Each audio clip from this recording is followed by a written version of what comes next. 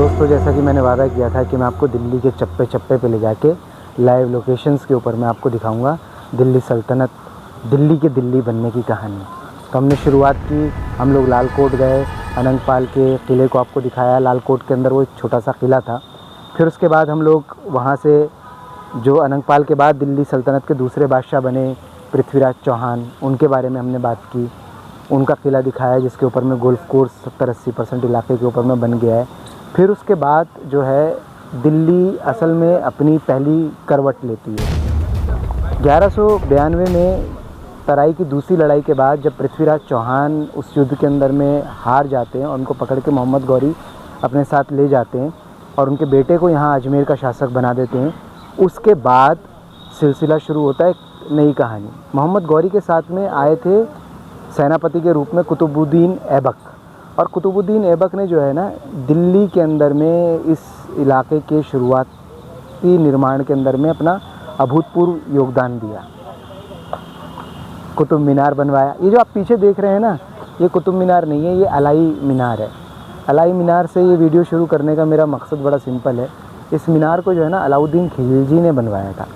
अलाउद्दीन खिलजी का सपना था कि वो एक ऐसी मीनार बनाएगा जो कुतुब मीनार से भी बड़ी होगी, लेकिन इसकी पहली मंजिल बनी थी, ये आधी बनी थी और अलाउद्दीन खिलजी की उसमें मौत हो गई और ये मीनार पूरी कभी भी नहीं हो पाई।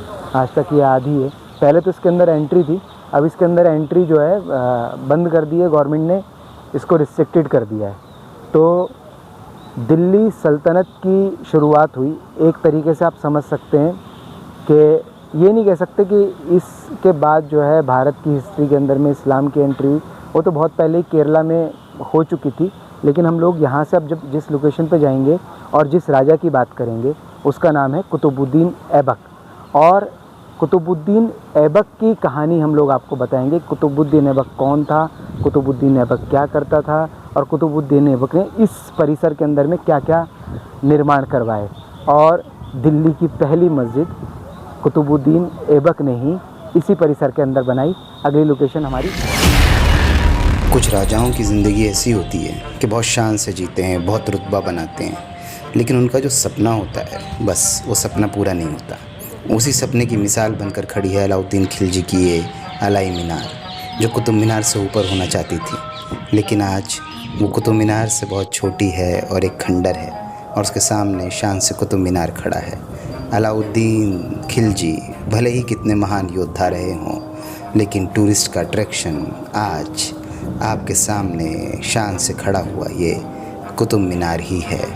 अलाउद्दीन खिलजी यहीं सोए हुए इस कुतुब मीनार को देखते रहते हैं। कुतुबुद्दीन ऐबक जो है वो एक तुर्क बच्चा था, छोटा सा था, बचपन में ही गुलाम था वो, और उसको बेच दिया गया था किसी को। वहाँ पर उसने तलवारबाजी, घुड़सवारी ये सब सीखी। फिर वहाँ से वो बिकते बिकते मोहम्मद गौरी के पास पहुँचे। मोहम्मद गौरी के पास जब पहुँचे तो मोहम्मद गौरी ने उनकी युद्ध कौशल, उनकी समझ, उसका सम्मान किया और उनको अपना सेनापति बनाया। मोहम्मद गौरी की जितनी भी लड़ाइयाँ हैं अगर आप देखेंगे तो उसमें अगर आप देखेंगे तो कुतुबुद्दीन ऐबक का बहुत बड़ा योगदान होता था। इवन ये पृथ्वीराज चौहान से जो तराई की दूसरी लड़ाई हुई, इसमें भी कुतुबुद्दीन ऐबक का बहुत बड़ा योगदान था। यही वजह थी कि मोहम्मद गौरी ने अपने इस भरोसेमंद सेनापति को दिल्ली की गद्दी सौंपी और वापस गौर लौट गए। और कुतुबुद्दीन ऐबक ने दिल्ली की कमान को संभाला 1192 से लेके और 1206 तक अंडर मोहम्मद गौरी, और गुलाम वंश की भारत के अंदर स्थापना हुई। मोहम्मद गौरी के बाद जो है जब उनके इंतकाल हो गया 1206 में, तो कुतुबुद्दीन ऐबक ने अपने आप को इंडिपेंडेंट सुल्तान घोषित कर दिया और वो दिल्ली सल्तनत के पहले सुल्तान बने। अभी जो आप ये पीछे देख रहे हैं ना, ये इल्तुमिश का दरवाज़ा है।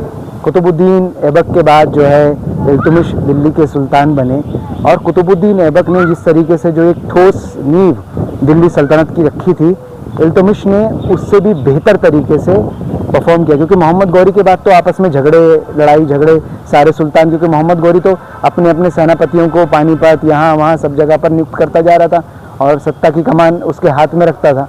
मोहम्मद गौरी के बाद सत्ता के उत्तराधिकार के लिए आपस में इनके झगड़े भी हो गए। तो कुछ लड़ाइयाँ भले ही कुतुबुद्दीन ऐबक ने लड़ी, लेकिन मोहम्मद इल्तुमिश ने जो है ज़्यादातर लड़ाइयाँ लड़ी और उन सब सुल्तानों को ख़त्म किया एक तरीके से, और दिल्ली सल्तनत का वही लगभग विस्तार कर दिया जितनी एरिया, जितना इलाका मोहम्मद गौरी ने अपने युद्ध में जीता था। आइए आगे चलिए।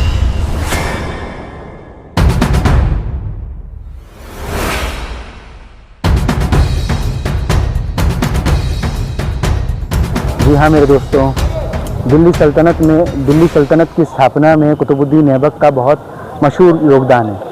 लेकिन उन्होंने यहाँ पर जो निर्माण करवाया उसमें इस वक्त हम जिस प्रांगण के अंदर हैं, ये कुव्वतुल इस्लाम मस्जिद का प्रांगण है।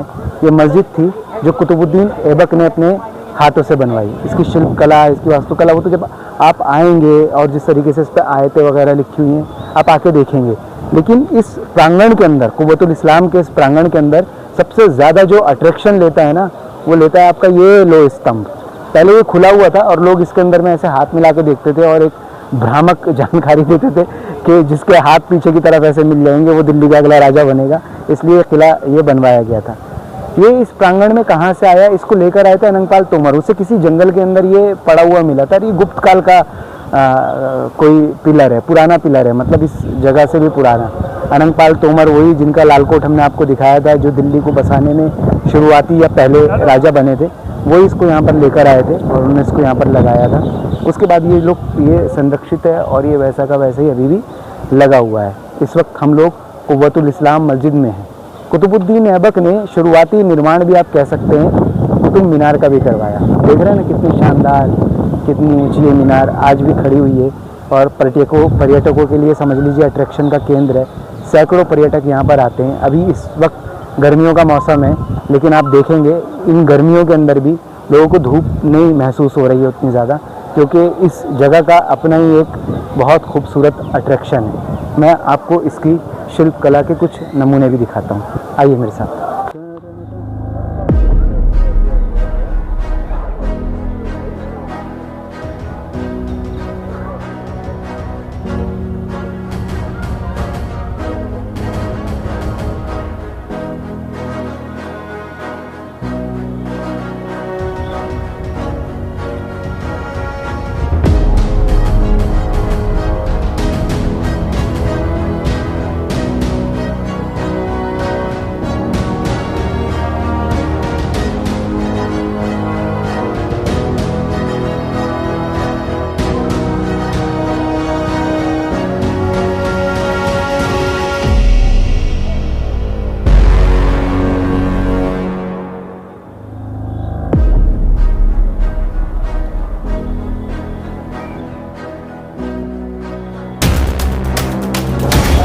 आपको मैंने बताया था कि हम लोग कुव्वतुल इस्लाम मस्जिद के अंदर में इस वक्त खड़े हुए हैं और कुतुबुद्दीन ऐबक के बारे में आज बात कर रहे हैं, जो दिल्ली का पहला सुल्तान बना मोहम्मद गौरी की मृत्यु के बाद, और यहाँ से गुलाम वंश की स्थापना हुई।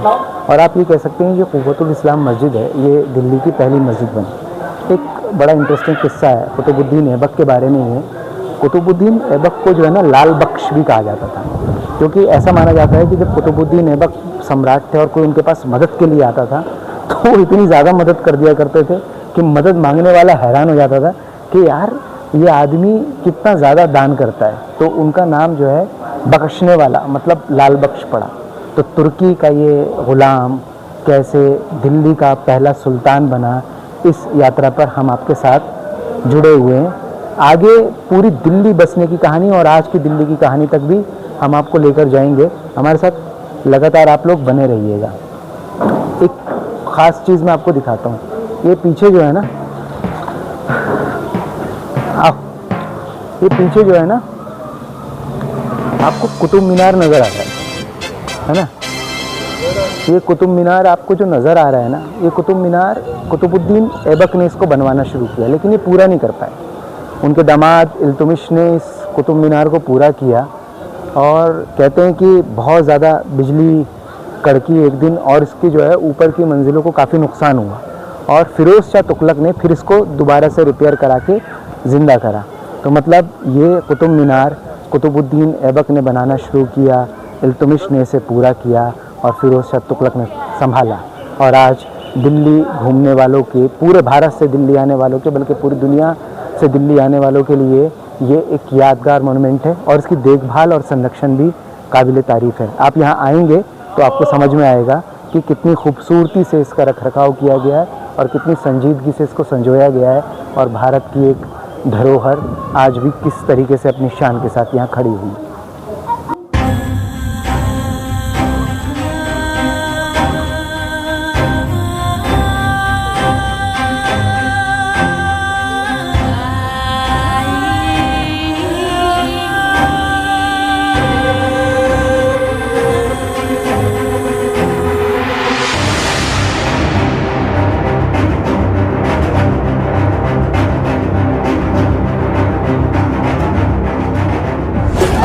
कुतुबुद्दीन ऐबक ने मस्जिद बनवाई, कुतुबुद्दीन ऐबक ने दिल्ली सल्तनत की शुरुआती स्थापना की, कुतुबुद्दीन ऐबक ने जो राजपूत बाद में भी रेजिस्टेंस कर ही रहे थे ना, गौरी की लड़ाई के बाद में जब अजमेर का शासक गोविंद राज को बना दिया गौरी ने और वहाँ से चले गए, तो ऐसा नहीं कि राजपूतों का रिटेलिएशन ख़त्म हो गया था कि राजपूत अब विद्रोह नहीं कर रहे थे। उन विद्रोहों को कुतुबुद्दीन ऐबक ने बड़ी सक्षमता से संभाला और इस सल्तनत की नींव रखी। एक बहादुर योद्धा जो गुलाम था, गुलाम से सेनापति बना, खूब जंगों के अंदर माहिरान कहलाया, लगातार जंगें जीती, एक जगह पर सल्तनत की नींव रखी। मोहम्मद गौरी के बाद में जो है दिल्ली की सत्ता संभाली, दिल्ली सल्तनत की स्थापना की, ऐसा एक महान राजा। लेकिन कुतुबुद्दीन ऐबक का जो अंत है वो किसी युद्ध के अंदर नहीं हुआ।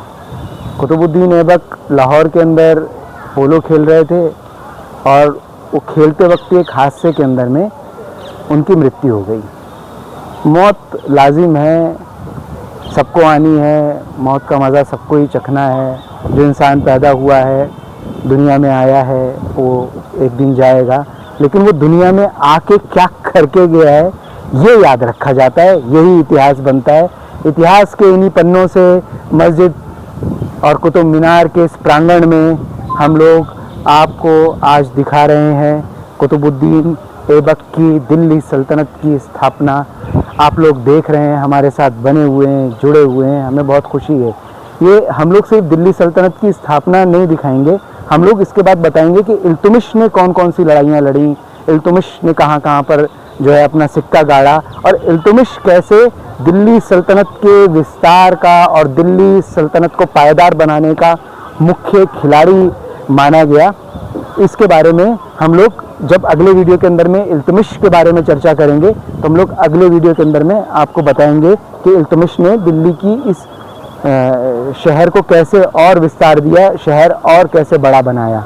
आपको पता तो चल ही गया है, कुतुबुद्दीन ऐबक तो एक दानी राजा, एक शानदार राजा, एक बहादुर राजा, एक योद्धा राजा, फर्श से अर्श तक का सफ़र तय करने वाला राजा साबित हुआ और ये दिल्ली की एक मशहूर मीनार कुतुब मीनार का शुरुआती निर्माण करता साबित हुआ और एक शानदार साम्राज्य जो इक्वल टू मोहम्मद गौरी के साम्राज्य जितना ही बड़ा और विशाल था, उतना बड़ा विशाल साम्राज्य बनाने का संस्थापक हुआ कुतुबुद्दीन ऐबक।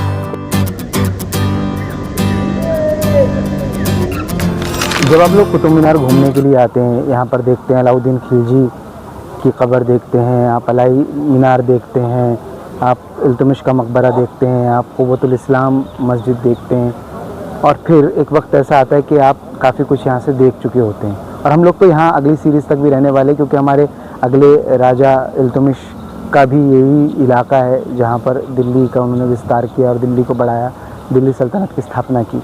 लेकिन यहाँ से सबसे मुख्य बात जो मैं आपको बताना चाहता हूँ वो ये है कि जब आप यहाँ से जाते हैं, सैकड़ों बार कुतुब मीनार को देखने के बाद, हर दीवार को छूने के बाद, हाथ लगाने के बाद, आपका दिल ये करता है कि यार यहाँ से अभी मत जाओ, कुछ छू लें, कुछ पकड़ लें, कुछ पता नहीं शायद कुछ रह ना गया हो, कुछ छूट ना गया हो, क्योंकि यहाँ की दीवारों में इतना ज़्यादा इतिहास है, इतना ज़्यादा सब कुछ है कि आप जितना भी देखोगे और आखिर में आपको लगेगा कुछ तो आपसे छूट गया है, कुछ तो आपसे रह गया है।